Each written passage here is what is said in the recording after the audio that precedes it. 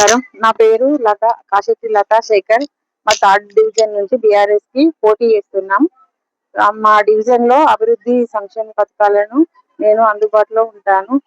ఏం డ్రైనేజీ అయినా కూడా, రోడ్స్ అయినా, విద్యుత్ సమస్యలైనా, వాటర్ సమస్యలైనా ఏదున్నా నేను వాటికి డివిజన్ ప్రజలందరికీ అందుబాటులో ఉంటాను.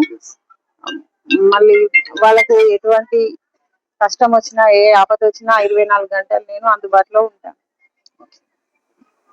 ఇంకా ఇప్పుడు రాబోయే కాలంలో మీరు ఒకసారి అంటే మీరు ప్రజలకు ఏమేమి ఇంకా అభివృద్ధి పథకాలు కానీ, సంక్షేమ పథకాలు కానీ ప్రజలకు అందుబాటులో ఏ విధంగా ఉంచుతారు అనేది ఇంకొక మాట.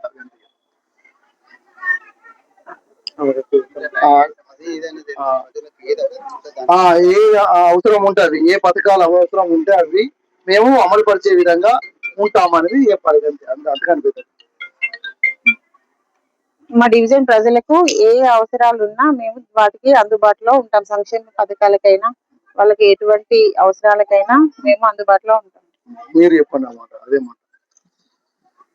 నేను గతంలో బీజేపీ నుండి పోటీ చేసి ఓడిపోయినాను కాబట్టి ఆ రోజు చేసిన కృషికి ఫలితంగా ఈరోజు బీజేపీ నుంచి బీఆర్ఎస్కి వచ్చిన తర్వాత ఆనాడు ముస్లిం సోదరులు వారి వల్ల నేను ఓడిపోవడం జరిగింది. సో ఈ రోజు వాళ్ళు ధీమా వ్యక్తం చేస్తూ ఒకసారి మాకు ఓడిపోయినావు కాబట్టి ఈ రోజు నేను ఎక్కడైతే ఓడిపోయినావో అక్కడనే గెలిపించే విధంగా మేము కృషి చేస్తామని చెప్పేసి డివిజన్ ప్రజలందరూ ముక్తఖండంగా ముందుకు వచ్చి ఆశీర్వదిస్తుండ్రు.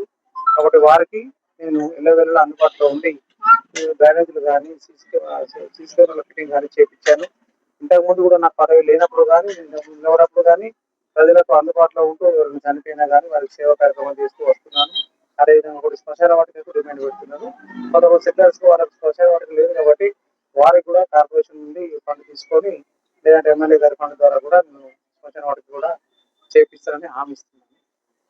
కాబట్టి మాది విధంగా మాది మొదటి గుర్తు కారు గుర్తు వచ్చింది కాబట్టి నేను మొదటి స్థానంలో ఉండి 11వ తారీఖు నాడు విజయకేతనం ఎగిరే విధంగా కృషి చేస్తూ ముందుకు సాగుతున్నాను.